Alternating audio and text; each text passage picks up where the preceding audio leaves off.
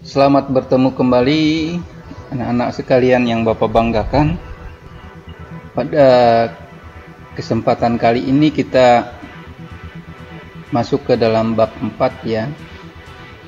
Materi mata pelajaran ekonomi untuk kelas 10. Bab 4, peran pelaku kegiatan ekonomi. Materi ini untuk penguatan ya, karena kita sudah sedikit menyinggung tentang peran pelaku kegiatan ekonomi ya. Nah, sekarang kita memasuki ke bab yang lebih membahas apa itu peran pelaku kegiatan ekonomi ya. Baiklah anak-anak sekalian yang Bapak banggakan, kita masuk ke materinya. Ini rumah tangga keluarga. Bagian pertama dulu yang dihadapkan kepada kita adalah rumah tangga keluarga. Ini bagian dalam pelaku kegiatan ekonomi itu ya. Jadi salah satunya adalah rumah tangga. Rumah tangga keluarga merupakan unit ekonomi terkecil. Peran rumah tangga keluarga adalah sebagai konsumen. Yang kedua adalah sebagai penyedia faktor produksi. Itu ya. Nah, kenapa disebut sebagai konsumen? Yang pertama dulu nih, kenapa disebut sebagai konsumen? Alasannya apa? Nah, dia disebut sebagai konsumen karena rumah tangga keluarga itu di dalam aktivitas untuk memenuhi kebutuhan hidup sehari-hari pasti akan melakukan konsumsi terhadap barang-barang, baik itu yang jenis barang yang bisa dinikmati bersama atau dimakan ya, ataupun digunakan, ataupun ditempati ya. Karena dalam kebutuhan hidup kita mengenal yang namanya ada kebutuhan pangan. Pangan itu ya ini ya, makanan. Ada kebutuhan sandang. Sandang adalah pakaian yang kita pakai, kita gunakan. Kemudian ada kebutuhan papan, tempat tinggal, rumah ya. Nah,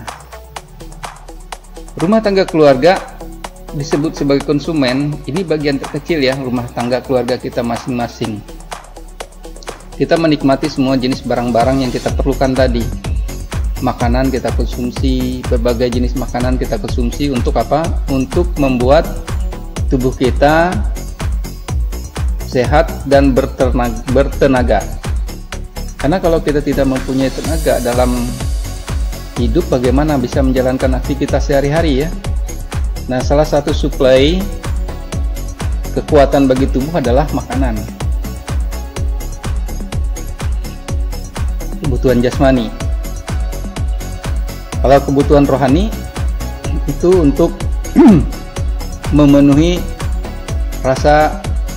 perasaan kita masing-masing. Mungkin kita ingin menonton sebuah film action. Nah, ketika kita ingin menonton film action, kita akan menikmati film itu. Jika dalam film action tadi sesuai dengan harapan kita, maka kita akan merasa puas, senang, bahagia, happy. Tapi jika dalam film action tadi tidak sesuai dengan apa yang kita rasakan, mungkin kita akan kecewa. Itu jenis kebutuhan bagi rohani kita ya, untuk sisi hiburan. Kalau untuk religius,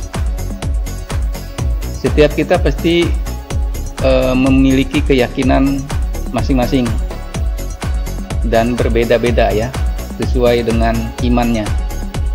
Nah, dalam memenuhi kebutuhan rohani tersebut, pastilah kita akan menjalannya dengan penuh ketaatan, kepatuhan kepada Tuhan yang Maha Kuasa atau agama yang kita anut. Nah, itu bagian-bagian yang ada di dalam rumah tangga. Kaitannya dengan peran pelaku ekonomi sekarang, kita ini dianggap sebagai konsumen. Kita di rumah ada ayah, ibu, anak, itu dianggap sebagai konsumen ya. Karena kita menikmati sebagai penikmat jenis-jenis berbagai macam barang kebutuhan yang diperlukan. Setiap hari kita akan menikmati ini ya. Untuk meningkatkan daya tahan tubuh kita, dengan begitu maka kita bisa melanjutkan segala aktivitas kita hari-hari berikutnya. Yang kedua, kita disebut sebagai penyedia jasa faktor produksi. Nah, dengan kata lain sebagai tenaga kerja. Tadi anggap ada ayah, ibu, anak ya. Ayah dan ibu pastilah bekerja. Ayah mungkin bekerja di salah satu perusahaan, atau ayah sebagai abdi negara, atau ibu sebagai karyawan di perusahaan, bisa juga sebagai abdi negara. Nah, ayah dan ibu tadi pasti bekerja. Tujuannya adalah untuk mendapatkan penghasilan, gaji yang bisa dinikmati untuk memenuhi kebutuhan. Di sisi lainnya, di dalam rumah tangga tadi ada faktor produksi, yaitu ayah dan ibu sebagai tenaga kerja. Kita yang masih kecil juga adalah disebut tenaga kerja, tapi masih belum ya, tapi calon tenaga kerja bisa dikatakan sebagai atau seperti itu. Ini dua hal yang bisa kita tangkap dari rumah tangga keluarga itu ya, sebagai konsumen dan sebagai penyedia faktor produksi. Rumah tangga produsen, singkat dengan RTP ya.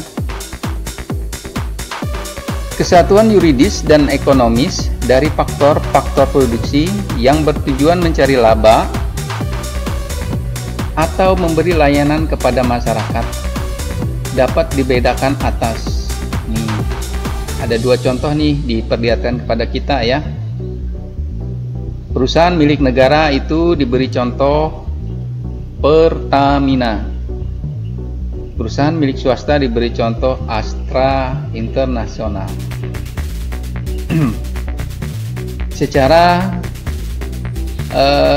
pengetahuan dasar kita ya, manakah kedua jenis perusahaan ini yang banyak ya, walaupun ya pada intinya setiap usaha pasti mencari laba ya, yang banyak mendapatkan atau yang banyak mencari laba dan memberi layanan. Memang kita tidak bisa pungkiri ya, ketika kita mendapatkan suatu tujuan mencari keuntungan, pasti kita juga memberi layanan ya. Cuman kalau dilihat dari kedua gambar ini, yang lebih dekat atau yang lebih bersinggungan sekali dengan masyarakat, kehidupan masyarakat. Perusahaan milik negara kah atau perusahaan milik swasta? Nah, kalau kita melihat dari contoh Pertamina, ini dikuasai oleh negara, otomatis menjadi perusahaan badan usaha milik negara, BUMN ya, harus dikuasai oleh negara Pertamina, karena di sini tempat berbagai macam migas ya.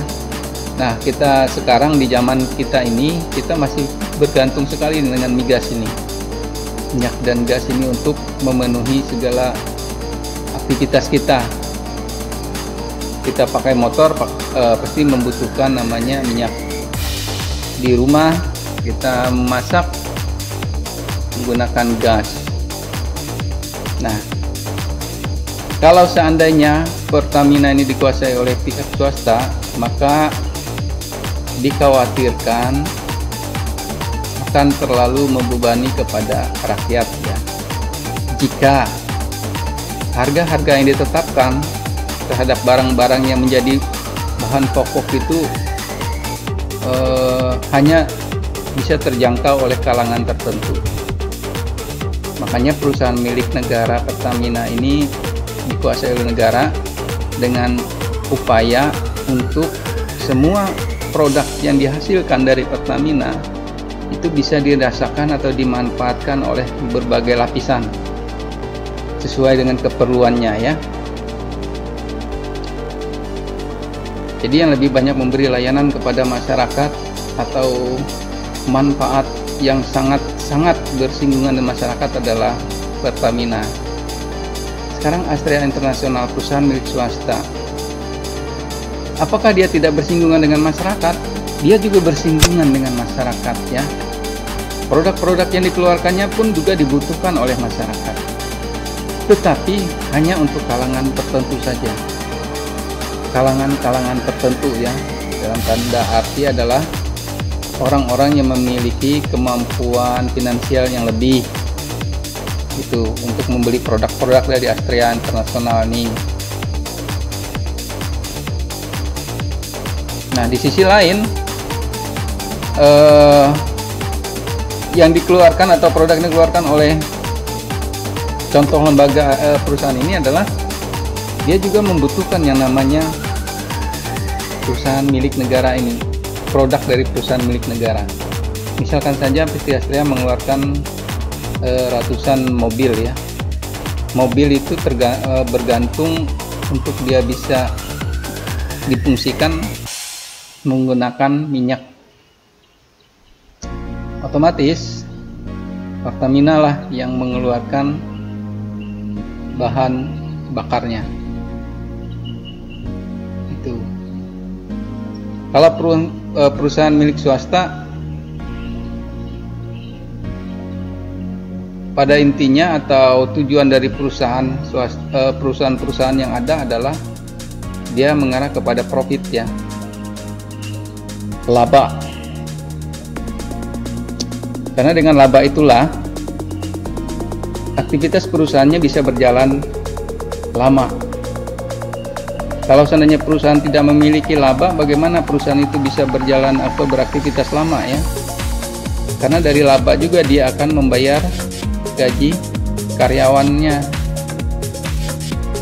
membayar upah-upah yang bersinggungan dengan aktivitas perusahaannya, membayar pajak kepada pemerintah. Nah, kalau tidak orientasinya laba atau profit, berarti dia bukan suatu perusahaan ya. Mungkin bisa saja dikatakan sebagai lembaga sosial yang tidak mencari keuntungan. Nah, kedua hal ini, kedua perusahaan contoh yang ditampilkan ini adalah rumah tangga produsen, rumah tangga penghasil. Pertamina menghasilkan produk-produk seperti minyak. Banyak kan bermacam-macam minyak. Premium, pertama, solar, dan sebagainya. Astrea International mengeluarkan alat-alat transportasi ya, mobil, motor, dan sejenisnya. Nah, mereka yang mengeluarkan atau menghasilkan itu disebut sebagai produsen ya. Hubungan rumah tangga keluarga dan rumah tangga produsen, kita akan melihat siklusnya ya. Nah, dari gambar ini kita sedikit melihat arah-arah dari hubungan ini ya. Rumah tangga keluarga ini Ini digambarkan dalam bentuk rumah. Kemudian rumah tangga produsen dibuat dalam gambar seperti pabrik ya. Pertama dulu kita coba lihat rumah tangga keluarga. Rumah tangga keluarga itu mengeluarkan sejumlah uang ya, rupiah, untuk belanja barang dan jasa di rumah tangga produsen. Anggap saja nih rumah tangga produsen ini adalah supermarket, toko. Rumah tangga keluarga mendapatkan barang dan jasa dari rumah tangga produsen. Jadi uang yang kita belanjakan tadi ditukar dengan barang dan jasa ya. Ini uang kita belanja beras ya, maka keluarlah dari supermarket ini dalam bentuk beras tadi ya. Nah, beras tadi yang akan kita gunakan, kita perlukan sebagai bahan pokok. Kita belanja pakai uang lembaran yang pasti ya, pakai uang lah. Uang bisa cek, bisa logam, bisa kertas. Nah yang pasti uang. Membeli paku misalkan nih, kawat untuk renovasi rumah kita, keluarlah bentuk paku, kawat. Kemudian kita membeli apa nih, kita mengeluarkan sejumlah uang untuk mendapatkan layanan jasa. Wah, misalkan nih, mendapatkan layanan jasa nih ya. Rambut kita nih sudah panjang misalkan nih, mau potong rambut, pergilah kita ke salon, dipotonglah rambut kita. Nah jasanya tadi, jasa tukang potong rambut tadi yang kita bayarkan dengan sejumlah uangnya ya. Itu ini yang untuk siklus yang kita lihat dari atas ini ya dulu ya. Nah sekarang kita ke bawahnya lagi. Rumah tangga keluarga, faktor produksi ke rumah tangga produsen. Nah maksudnya adalah di dalam rumah tangga itu ada ayah, ibu tadi ya.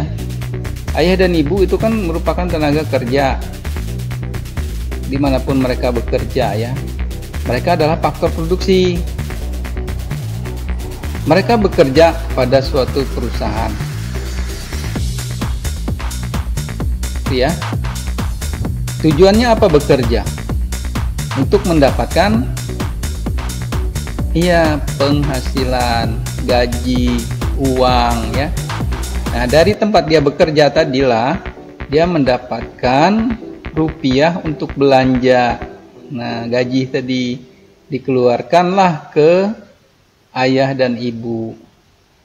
Jadi uang tadi dipakai lagi untuk dibelanjakan mendapatkan barang dan jasa. Nah kita menikmati makanan setiap hari membuat tubuh kita sehat, kuat, sehingga kita pun bisa bekerja kembali di tempat di mana kita bekerja dan mendapatkan gaji tadi kembali ke tempat kita untuk dibelanjakan gitu ya, perputarannya nih dari siklusnya seperti ini. Nah semoga bisa dipahami ya anak-anak sekalian. Sekarang pemerintah berdasarkan Undang-Undang 1945, pemerintah berperan sebagai produsen yang menguasai cabang-cabang produksi yang penting bagi negara dan yang menguasai hajat hidup orang banyak. Contoh, Pertamina. Kembali diberikan contoh kepada kita Pertamina, karena ini salah satu jenis badan usaha yang menguasai cabang produksi untuk kepentingan hidup orang banyak ya. menguasai hajat hidup orang banyak. Minyak tadi ya, karena kita sekarang masih terpaku dengan sumber daya ini ya, sumber daya minyak ini ya. Sumber ya minyak mungkin sebagian besar itu berasal dari fosil ya, fosil. Entah nanti pada berapa tahun ke depan minyak diganti dengan tenaga lainnya lagi untuk menjadi bahan bakar kendaraan bermotor ya. Sekarang kan sudah mulai gencar ada namanya mobil listrik, jadi tidak menggunakan bahan bakar lagi, bahan bakar minyak, menggunakan energi listrik, bukan listriknya yang seperti kita lihat yang PLN itu ya, bukan. Tetapi ini cuman bahasanya saja, konotasinya bahwa ada mobil listrik itu semua tenaga bahan bakarnya berdasar dari arus listrik ya, arus listrik DC gitu, bukan AC. Kalau arus listrik bolak-balik, kita yang di dalamnya bukannya enak ya, malah was-was juga. Arus DC aja yang arus arah atau yang seperti aki itu juga bisa konslet juga ya, salah-salah. Apalagi kalau tegangannya tinggi. Jangan dikira kalau sejenis aki itu nggak bisa bikin konsleting ya. Nah, kembali lagi ke ini. Jadi berdasarkan Undang-Undang Dasar 1945, pemerintah berperan sebagai produsen yang menguasai cabang produksi yang penting bagi negara dan menguasai hajat hidup orang banyak. Jadi BUMN seperti Pertamina, kemudian perusahaan air minum milik negara ya, PLN, itu kan jenis-jenis badan usaha yang menguasai hajat hidup orang banyak ya. Makanya dikuasai oleh negara. Supaya apa? Supaya setiap lapisan masyarakat, baik dari golongan terkecil sekalipun, akan menikmati ya, menikmati fasilitas ini. Makanya tidak dikuasai oleh swasta. Kalau swasta kan orientasinya laba ya. Nah, kalau yang ini orientasinya ada laba, ada juga sosialnya gitu. Karena kalau dia sedikit merugi, maka mungkin jadi bagian tanggung jawab pemerintah untuk mengatasi kerugiannya ya, dengan berbagai macam cara yang pasti. Meningkatkan produktivitas tanpa harus mengorbankan perusahaan milik negara ini. Kemudian pemerintah juga melakukan konsumsi. Ini contohnya memanfaatkan layanan sumber daya manusia dari rumah.